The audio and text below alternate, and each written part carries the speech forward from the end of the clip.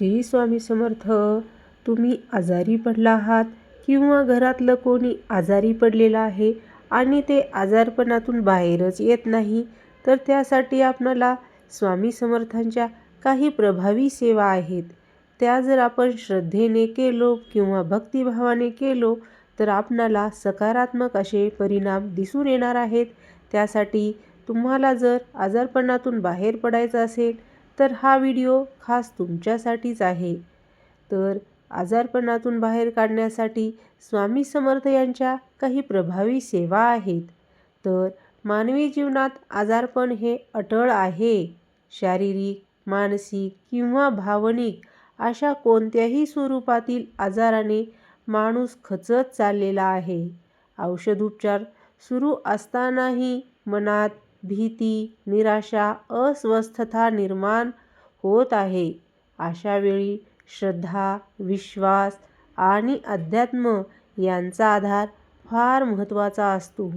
महाराष्ट्राच्या आध्यात्मिक परंपरेत अक्कलकोट निवासी श्री स्वामी समर्थ महाराज हे करुणेचे, कृपेचे आणि चमत्कारांचे प्रतीक मानले आहे. अनेक भक्तांचा अनुभव आहे की श्रद्धेने, निष्ठेने आणि सातत्याने केलेल्या स्वामी समर्थांच्या सेवेमुळे आजारपणात मानसिक तर बळ मिळतेच, पण सकारात्मकतासुद्धा वाढायला सुरुवात होते आणि आपले आरोग्यसुद्धा सुधारायला मदत होते. स्वामी समर्थ स्वतः म्हणत होते, भिवू नकोस, मी तुझ्या पाठीशी आहे. हीच भावना आपण आजारी माणसाला मोठे धैर्य देण्यासाठी वापरता येते. खाली आपण आजारपणातून बाहेर येण्यासाठी स्वामी समर्थांच्या काही प्रभावी, पारंपरिक आणि भक्तांनी अनुभवलेल्या सेवा आहेत, त्या आपण पाहणार आहोत. पहिली सेवा आहे स्वामी समर्थ नामस्मरण सेवा. स्वामी समर्थाची सर्वात सोपी पण अत्यंत प्रभावी अशी सेवा म्हणजे स्वामींचे नामस्मरण सेवा. श्री स्वामी समर्थ हा मंत्र श्रद्धेने, शांत मनाने आणि नियमितपणे जपल्यास मनातील भीती कमी होण्यास सुरुवात होते, नकारात्मक विचार दूर व्हायला सुरुवात होते आणि आत्मविश्वाससुद्धा वाढत असतो. नामस्मरण कसे करायचे आहे? तर सकाळी उठल्यानंतर व रात्री झोपण्यापूर्वी किमान 108 वेळा श्री स्वामी समर्थ या मंत्राचा नामजप करायचा आहे. शक्य असल्यास किंवा तुमच्याकडे जर रुद्राक्षाची माळ असेल तर ती अत्यंत प्रभावी आहे. या माळेने जर तुम्ही जप केलात तर तो लवकर पावत असतो. त्यामुळे तुम्ही रुद्राक्षाच्या माळेने नक्की जप करा. आजारी व्यक्ती स्वतः करू शकत नसेल तर कुटुंबातील कोणी तिच्या वतीने करू शकता. नामस्मरणामुळे मन शांत व्हायला मदत होते आणि शरीरावरही सकारात्मक परिणाम दिसून येतो. स्वामी समर्थ तारक मंत्र जप ही आपली दुसरी सेवा आहे. तर ओम नमो भगवते दत्तात्रेयाय हा मंत्र स्वामी समर्थांचा अत्यंत प्रभावी तारक मंत्र मानला जात आहे. हा जप केल्याने मानसिक ताण तर कमी होतोच, पण मन स्थिर राहायला सुद्धा मदत होते, आत्मिक बळ मिळते. आजारी व्यक्तीने किंवा तिच्या कुटुंबियाने दररोज 11, 21 किंवा 108 वेळा हा मंत्र नक्की जप करावा. तर तिसरी सेवा आहे स्वामी चरित्र पारायण. स्वामी समर्थांचे चरित्र वाचन किंवा पारायण करणे ही अत्यंत प्रभावी सेवा मानली जाते. स्वामी चरित्रात स्वामींची लीला, भक्तावरील कृपा, संकटातून बाहेर काढलेले स्वामींचे काही अनुभव, भक्तांचे काही अनुभव हे वाचल्याने मनात आशा निर्माण होते की स्वामी आपल्यालाही मदत करत आहेत. पारायण करण्याची पद्धत गुरुवार किंवा सोमवारपासून सुरुवात करायची आहे. 7 दिवस किंवा 11 दिवसात पारायण पूर्ण करायचं आहे. वाचनाआधी स्वामींचे ध्यान करायचं आहे आणि स्वामींना म्हणायचं आहे, स्वामी माझ्यावर कृपा करा, मी श्रद्धेने तुमचे ध्यान करत आहे. पारायणानंतर कृतज्ञतेने प्रार्थनासुद्धा म्हणायची आहे.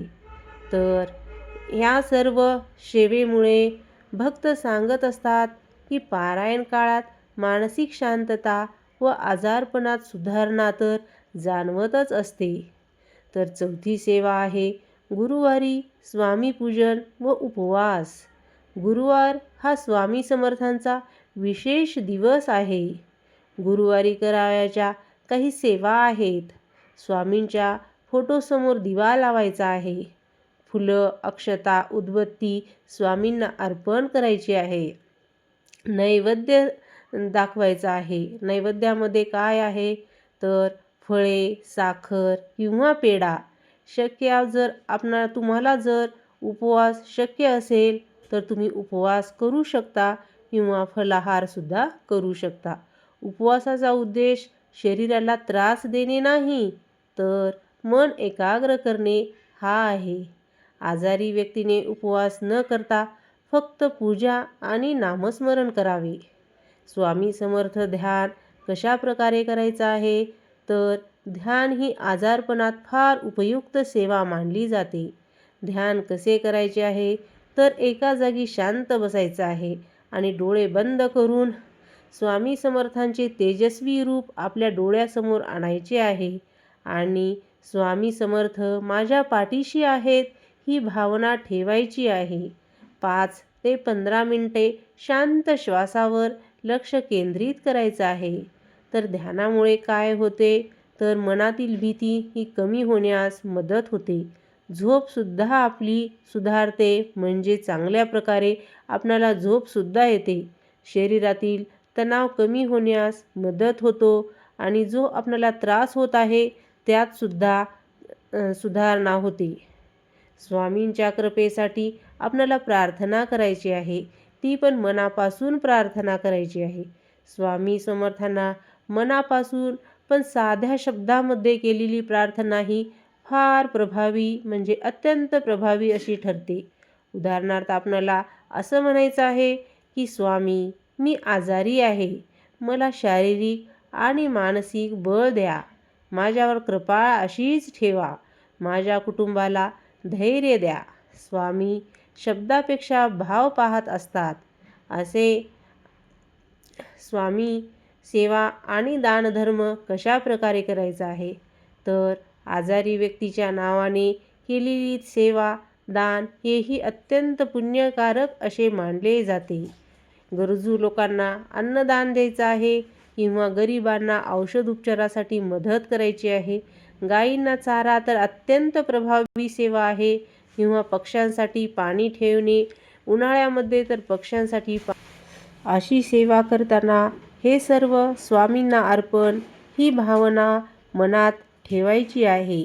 सातत्य, श्रद्धा आणि संयम. स्वामी समर्थांची सेवा करते वेळेस लगेच चमत्काराची अपेक्षा ठेवू नये. श्रद्धा आणि संयम ठेवावा लागतो. औषधोपचारसुद्धा चालू ठेवावेच लागतात. सेवा ही मानसिक आधार म्हणून करायची असते. स्वामी भक्तांना आत्मिक बळ देतात, जे आजाराशी लढण्यासाठी खूप महत्त्वाचे असते.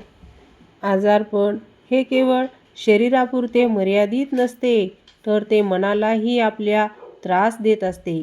अशा वेळी स्वामी समर्थांच्या अशा काही सेवा म्हणजे आशेचा, विश्वासाचा आणि धैर्याचा आधार बनते. नामस्मरण, जप, चरित्रवाचन, ध्यान आणि सेवा या माध्यमातून मन शांत होण्यास मदत तर होतेच, पण आपल्यामध्ये सकारात्मक ऊर्जासुद्धा वाढते आणि जीवनाकडे पाहण्याची दृष्टीच बदलून जाते. स्वामी समर्थ म्हणजे चालते बोलते परमात्माच अशी भावना ठेवायची आहे. श्रद्धेने आणि निष्ठेने केलेली सेवा ही आजारपणात नक्कीच मानसिक बळ देत असते आणि जीवनात नवचैतन्य निर्माण करत असते. श्री स्वामी समर्थ कृपा करो सर्वावर आणि सर्वांना आजारातून लवकर बरं करो हीच स्वामीचरणी प्रार्थना. सर्वांना श्री स्वामी समर्थ. झालेली सेवा स्वामींच्या चरणी अर्पण. व्हिडिओ शेवटपर्यंत बघितलात त्याच्यासाठी धन्यवाद.